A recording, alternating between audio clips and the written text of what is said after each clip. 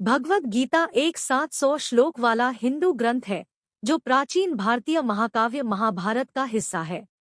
यह कुरुक्षेत्र के युद्ध के मैदान में योद्धा राजकुमार अर्जुन और भगवान कृष्ण के बीच की बातचीत है।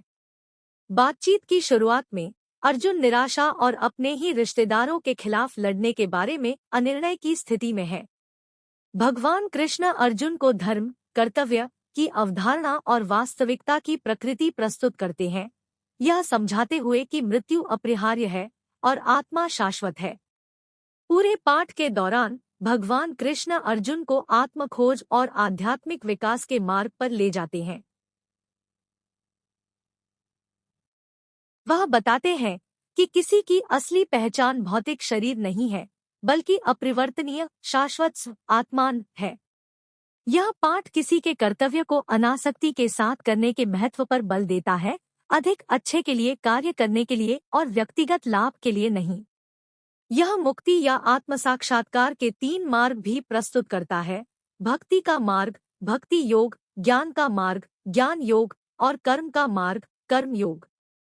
भगवद गीता भगवान कृष्ण के साथ अर्जुन को अपने दिव्य रूप को प्रकट करने और मानव अस्तित्व के अंतिम लक्ष्य की व्याख्या करने के साथ समाप्त होती है। वह इस बात पर जोर देता है कि परम वास्तविकता परम पालौकिक ब्रह्मा है और जीवन का अंतिम लक्ष्य इस दिव्य सार के साथ अपने संबंध को महसूस करना और जन्म और मृत्यु के चक्र से मुक्ति प्राप्त करना है। संक्षेप में, भगवद गीता एक ऐसा पाठ है जो वास्तविकता की प्रकृति, स्वयं और मुक्ति के मार्ग पर मार्गदर्शन और ज्ञान प्रदान करता है। इसे हिंदू धर्म में एक पूजनीय ग्रंथ माना जाता है और इसका भारतीय दर्शन और आध्यात्मिकता पर गहरा प्रभाव पड़ा है।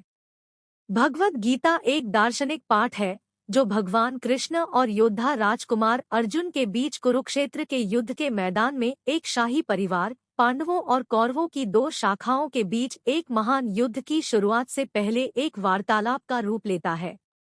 हस्तिनापुर के सिंहासन पर बातचीत की शुरुआत में अर्जुन अपने ही रिश्तेदारों के खिलाफ लड़ने के बारे में निराशा और अनिर्णय की स्थिति में है। भगवान कृष्ण एक शिक्षक और संरक्षक के रूप में कार्य करते हैं, अर्जुन को वास्तविकता की प्रकृति और धर्म, कर्तव्य के महत्व को प्रस्तुत करते हैं।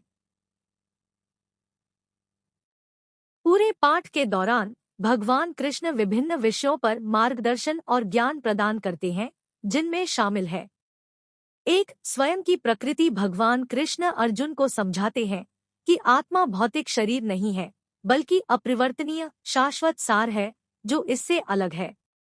2. कर्तव्य का महत्व। भगवान कृष्ण व्यक्तिगत लाभ के बजाय किसी के कर्तव्यों को अलग अलग और अधिक अच्छे के लिए करने के महत्व पर जोर देते हैं। 3. आत्मसाक्षात्कार के मार्ग। भगवान कृष्ण मुक्ति या आत्मसाक्षात्कार के 3 मार्ग प्रस्तुत करते हैं: भक्ति का मार्ग, भक्ति योग, ज्ञान का मार्ग, ज्ञान योग और कर्म का मार्ग, कर्म योग। 4. परम वास्तविकता। भगवान कृष्ण ने खुलासा किया कि परम वास्तविकता परम पारलौकिक ब्रह्मा है और जीवन का अंतिम लक्ष्य इस दिव्य सार के साथ अपने संबंध को महसूस करना है।